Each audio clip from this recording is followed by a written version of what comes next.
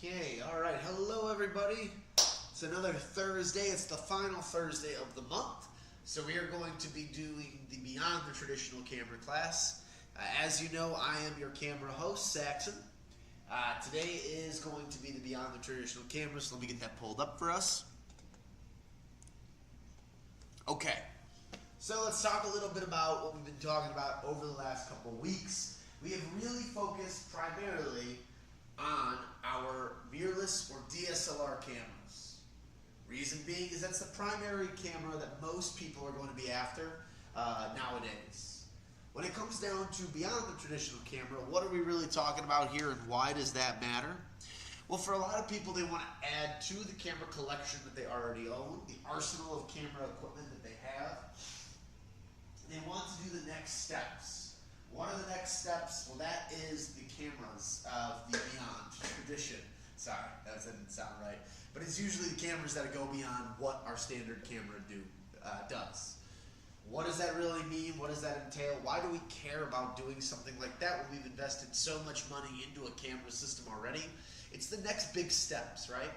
For us, using a regular camera might get the job done for simple photography, videos, or any other project that we might have.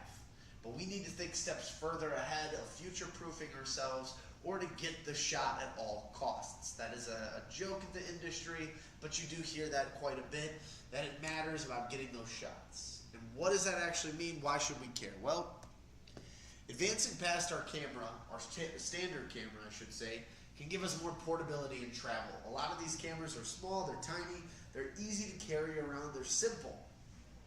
The recording time is also great around a lot of these things. They're great on recording video, they're great on taking photos, but they can usually have not a timeout limit like you'll see with some mirrorless or DSLR bodies. They're durable, especially things like the GoPro, the Insta360, or that DJI camera on the bottom there. You can throw them against the wall, and they typically still will work. Again, it just depends how fast you're throwing it. But overall, it can take a beating. And with that being said, it can also go underwater. Now, the last thing I have on there is the ability to record over great distances and fly at the same time. That's for the drones. Now, drones and camcorders might not be waterproof, but they're specialized cameras that go a little bit beyond what our mirrorless or DSLR does because of what it's able to do. Now, again, we're going to talk and go over great details on all 4 different categories for why this matters. But really, what are we looking for here? And I consider it this. If you are a repairman or someone who works with tools, you're constantly adding new tools into your arsenal, into your tool belt, and that's what these cameras should be treated as. They're not replacing your mirrorless DSLR camera that you currently own, but they're adding fuel to that fire so you're able to create more.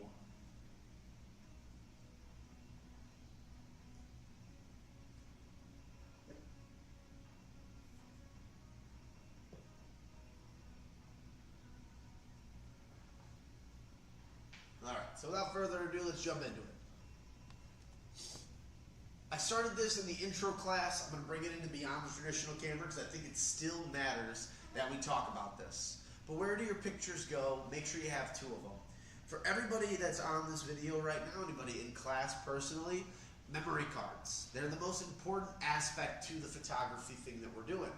The reason being is they save all of our images. Specifically though, with these smaller cameras, with these non-traditional cameras, they're going to use a very specific type. And that is the micro SD. Now the cool part about micro SDs is they're smaller, they're compact, they're portable, much like your standard SD card, but they are more fragile. So I do recommend having 2 of them at all times in case one breaks, in case one doesn't want to save information. But I recommend that with all SD cards because, again, it's a bummer if you make it to a shoot or you're on vacation, you're getting ready to use this product, and now the card you have in the camera fails and faults on you and you can't use it anymore. So you want a memory card that has good storage on there, something with good read and write. I recommend getting 64 gigabytes or higher. And remember, whatever camera you're currently using will have either little to no internal storage, and that's a big deal.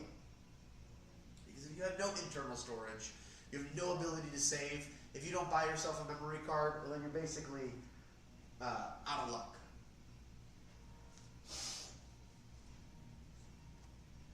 Now your picture should never live on the memory card. The memory card is a vehicle, as I tell people all the time. What does that mean? It's like your car. If A is your home and B is work, you're using your car to drive in between A and B. A memory card is no different. If your computer is B and your camera is A, you're using your SD card to get your work to your computer to edit and to save these files.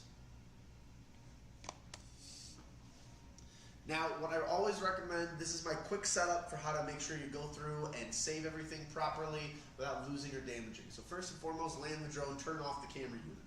Wait 5 seconds. You're going to remove that card and place it into the reader. And the best practice is to remove the card and to try avoid using the camera to send pictures to and from your device.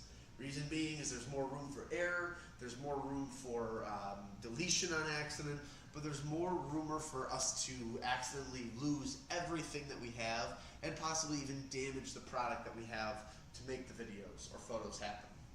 So let's make sure that we remove that card, put it into a card reader, and use that to download whatever files, photos, or videos we have. Use a good card reader. There's a lot on the market. You can purchase whichever one you feel is comfortable, but there are a lot of different card readers that have different purposes. So it's important to make sure you do your research, you get the proper one for you, or ask an expert like we have here at ACT.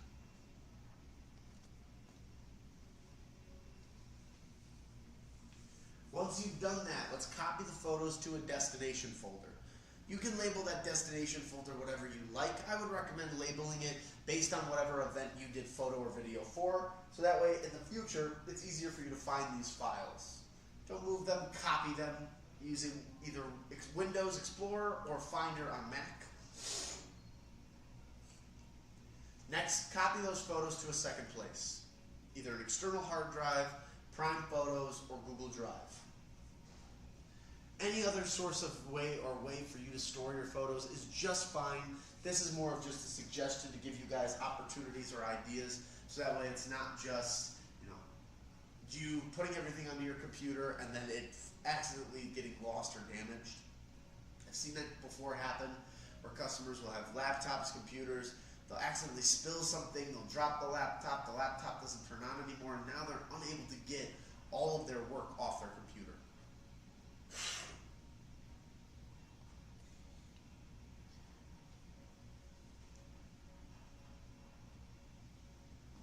Next, eject the card before physically removing it.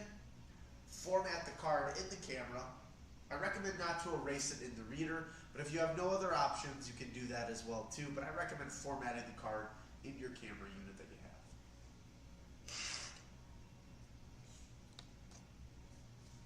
This is your backup plan. This is how I look at it and how I recommend it. You'll start with your SD card. Your SD card will then transfer over to your computer. From there, then you can either put it into a cloud-based solution or into a hard drive. I personally use hard drives. I'm a big fan of those. However, if you're not and you want to try something else, I recommend trying a cloud-based solution. They're great options as well too. Things like the Adobe suites give you then the access to all the Adobe suites that are available. Things like Google Drive or OneDrive are usually connected to your email of some sort, or even your work email, which depending on what you're filming this content for and doing this for, might work out better for you there.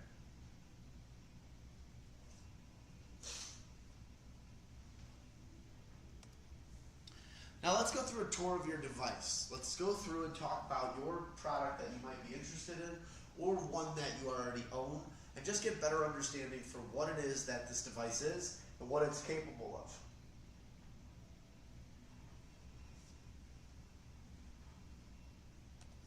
So let's start with our GoPro action cameras. I put the term action camera in there because now you're seeing brands like DJI, Insta360, and a few other companies make very competitive models towards the GoPro. However, the GoPro is still one of the leading industry camera makers that create these cameras that are very, very durable. They can take a beating, they can go underwater. They're made for the active lifestyle. That being said, they're fairly simple to operate, right? Capture button takes a photo or starts and stops your video. That's the button on the very top. There's a power button down there. By holding that button down, you're going to be able to turn it on and off the unit. You can also do one click on there to toggle between the photo and video and time lapse of the physical camera.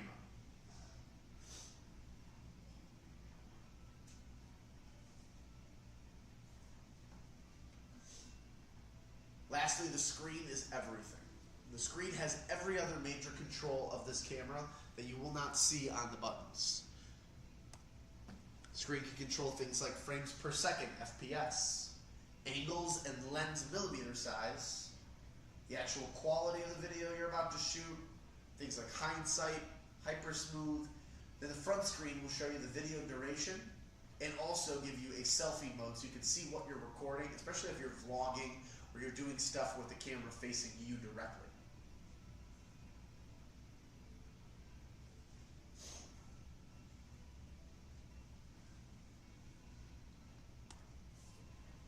Now again, to talk a little bit about the modes, they're self-explanatory, but again, people who do want to know, especially about time-lapse. Photo allows you to capture stills and frames rather than take video. Time-lapse will record over a duration of time, anywhere from 30 minutes to 3 hours. Then we'll play it back within seconds or minutes. Video, you can record video for whatever duration you want, whatever quality you want, with features like hypersmooth.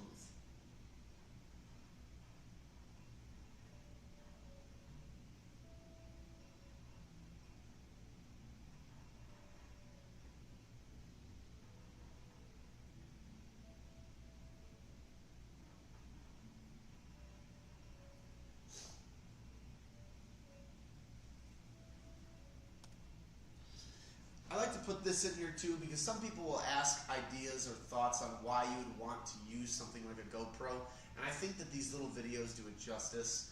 Again, they're durable cameras, they can take a beating, they're good on recording, they have a really good ability to keep a stable and steady shot. They show off action, movement, and they have really advanced features that keep people in focus while also giving you clarity of video. You can edit these into videos that you're working with on your major camera. You can use this to take photos if you're not taking your mirrorless or DSLR out. There's a lot of things that are really good about this camera, and seeing it in action I think is an important aspect of this. There's a lot of really cool trailers and videos that GoPro and these action cameras make where you can actually see people using them and filming with them, which I think is really cool.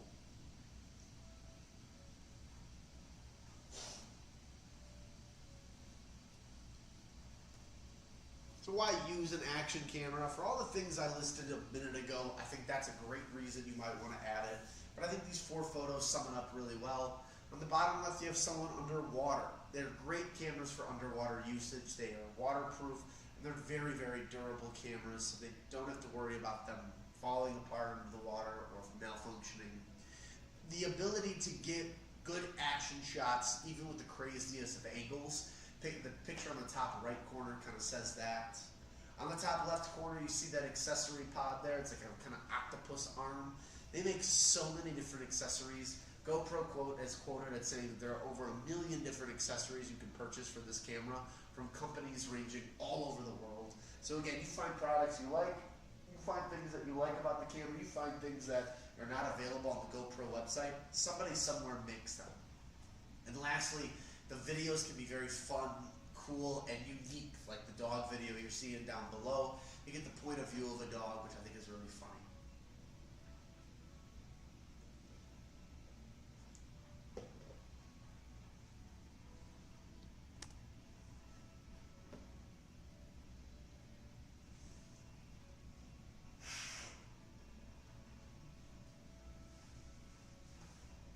All right, next up we have drones.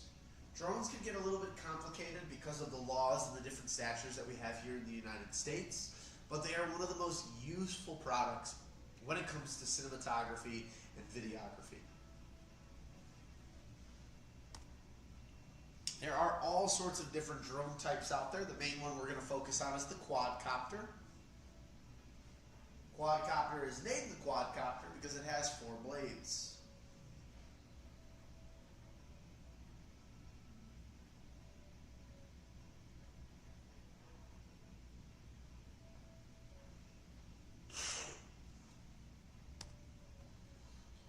So the different drone types, including quadcopters, you got a single rotor, which looks like a typical helicopter. The quadcopter, which is sold, which is the most popular drone sold on a consumer level.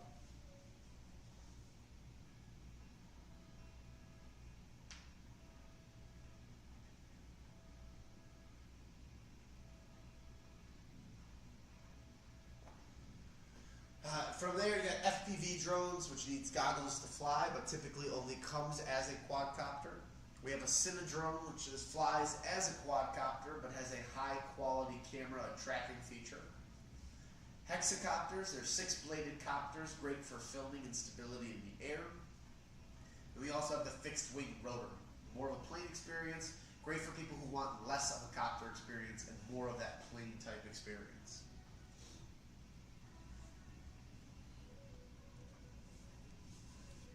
So the big thing with the drones, other than the drone itself, are the controllers that it comes with. Because in order to operate a drone, we need a controller. There's pro versus phone controllers on the market currently. To sum those up, the drone will require some form of screen to be used when you're flying. For example, DJI will have you connect your phone to the controller, or we'll have a pro model where you don't have that. It'll have a screen built in, and it'll show you everything on that screen. For the most part though, no matter which way you go, it really is a preference on if you want to use your phone or not. Of course, the one with the built-in screen that connects to the drone will cost more than just the phone controller, but will do the same exact functionality. Here's what you can expect with your physical controller.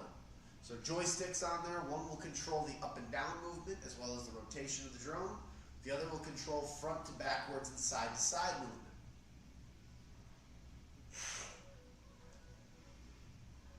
Antennas, point them outwards. These are a connection point between the drone and the controller.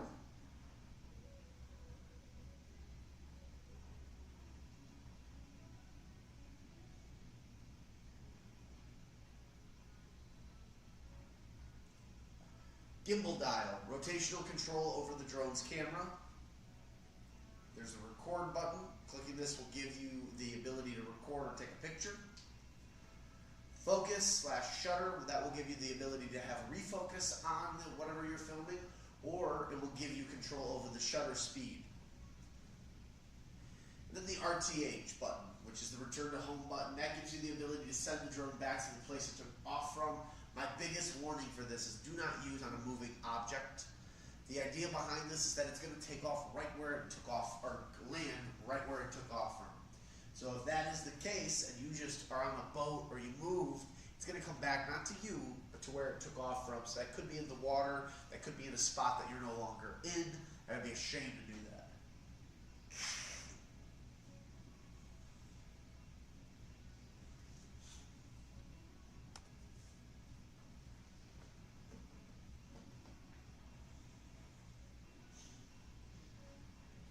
So what's on screen? It's the distance from you and the drone, altitude of the drone, the ability to switch between photo and video, map with geofencing surrounding area, active track, cancel or start, return to home, or the immediate land function on the drone.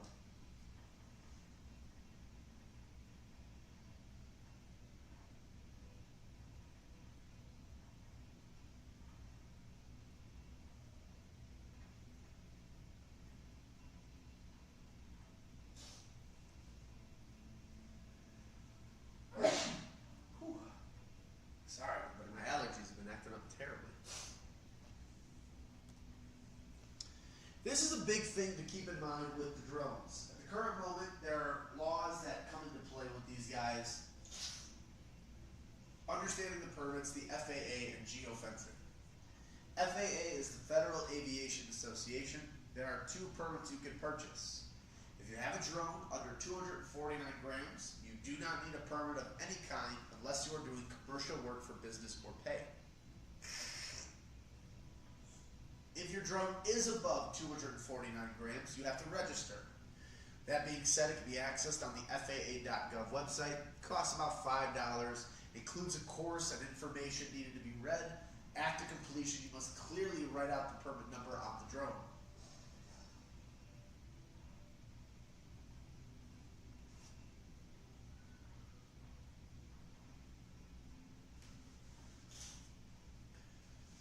GoPro 7, you pay $175, and now this has probably been increased due to inflation, tariffs, and other things that are going on in our world. But you take a course on flying. After completion, you can now do commercial work for business or pay. This protects you and your drones. That way, if you're ever stopped or questioned, you're protected. Geofencing. It's a virtual wall. A drone will not allow you to push forward or fly in this area, and typically this fencing exists by airports, government buildings, national parks, and other certain cities and properties.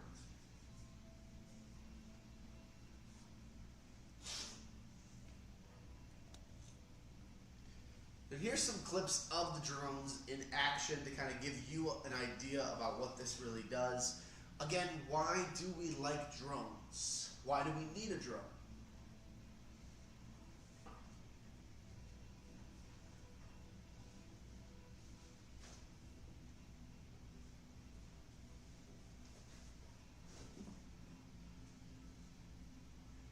Well, I think that can be simply answered. Drones give us the ability to get shots we never thought we could possibly before. You watch certain movies like Jurassic Park or action movies that have helicopter chases or these scenic camera shifts. All of that stuff's being done with a helicopter. Nowadays, they can get that shot with a high-end drone that can do the same thing. There's landscape and areas of photography that we can hit at a different level or viewpoint that we never could before. We have the ability to take beautiful cinematic videos that highlight certain aspects of reality or life that we're trying to get, but we're able to use the drone to fly to do that, rather than putting our expensive camera setup that we've invested so much money in danger. And lastly, the ability to get group photos or shots is so incredible and easy to do. Unlike times prior or in the past where when shooting with a camera, you'd have to get either on a ladder or higher up in order to get the shot. Nowadays, you can just use your drone to get that exact same shot.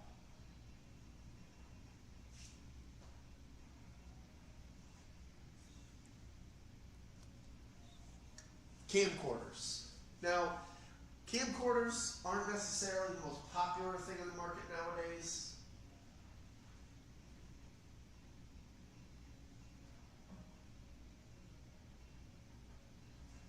But camcorders are still valuable in the camera world. Why, you ask? Because it's the cinematographer's early steps.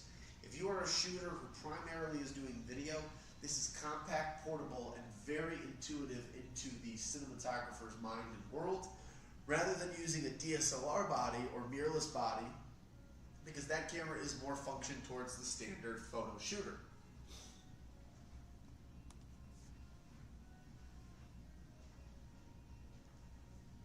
On the camcorder, here's what you can expect to see. The power button, record button, a zoom toggle, photo button, focus knob or dial, iris or aperture control, shutter speed, white balance, and various playback controls.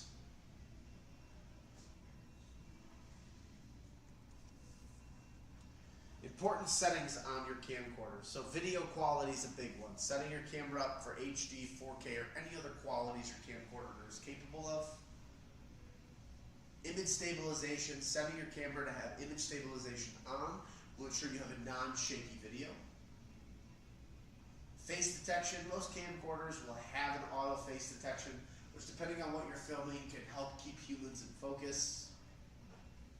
You've got the frame rate, the rate at which you're capturing frames in your video, lesser rate, better for simpler or standard videos, faster rate for sports, action, or slow motion.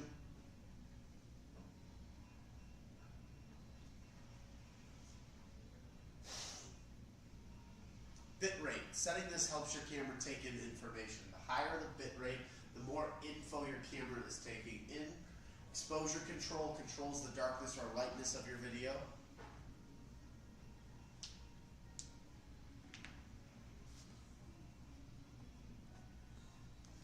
Again, camcorders, there's not too much with them. They're pretty straightforward and simple. But the reasons I think you could use or why to use one is in the top left corner with the hand around it. They're usually very ergonomic and made to be held in a handheld position with one hand. They can lead to beautiful cinematic, beautiful video. They have tons of different accessories that you can add on to the product in order to get a really cool and fun shot. And overall, they're just the first step before getting into more of a professional camera setup that is cinematography based and less photographic.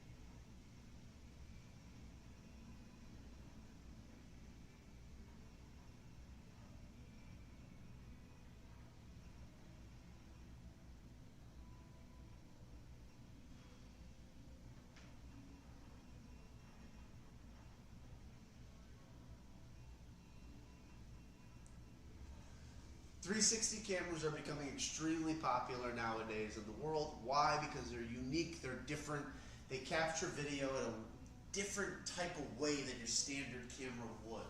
And it's interesting, but it's one of those things where you definitely should see one in action and see.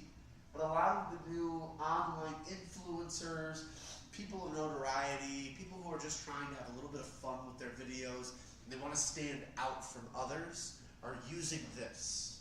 They're really cool for what they can do. So they work and function like all other action cameras. Most of these guys you can beat up, take underwater, have a lot of fun with. There's two 180-degree firing cameras. When put together, you get 360 degrees worth of video that you're filming. And it works with one or both cameras, which is really nice too.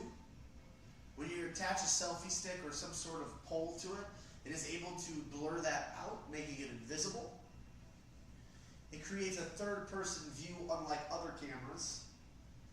Videos can be viewed with a VR headset. They're small, compact, and durable.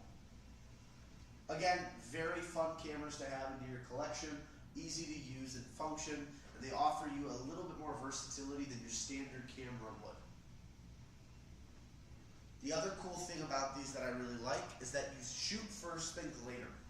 The whole point of these cameras in beginning creation was for the camera to be able to shoot all this video, and for at the very end, when you're getting ready for your post and editing stage, you can now go through and edit those to make them perfect for whatever it is that you're doing. You can change focus points. You can really customize the usability and experience of this camera, unlike other cameras of the past.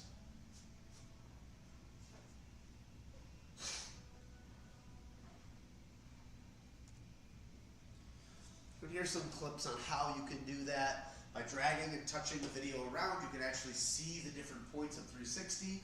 If you don't want to do that, you can zoom out like you do in the top right corner and see everything being shot at once. And the app that they have for both GoPro and for Insta360 is very intuitive. As a new user, when you first get one of these things, it'll walk you through and show you how it works as well too. But it functions and is a very simple to use camera. So you shouldn't really have any issues getting used to the setup. Just have to have patience when first learning, because there's a lot of cool things you can do that just take some time to practice and learn. Why use one of these? And that's a really good question. They're fun, they're unique. You'll be creating videos that nobody else is. And the short majority of people that are creating these types of videos are very successful in the platforms they're posting them in. But again, the whole point of this camera is to have fun. It's to shoot first, think later. It's to go out and enjoy life while still getting to film and do stuff. And then going back through and getting to create these precious moments or videos in a unique way that shows off your trip, your business, your brand, whatever it might be, in a fun, cool way. Guys, that's all I have for you this Thursday. Next Thursday is the first Thursday of the month, so we're going to be doing the beginner camera class. I'm going to sit here for another 5-ish minutes. If anybody has any questions, comments, or concerns, you can chat right now. If not, shoot me an email, call me anytime. I'm always here. The days off are Tuesday and Wednesday for me every week. And we do camera classes here every Thursday. If you guys have any questions, feel free to ask. I'll be sitting here for a moment while we wait.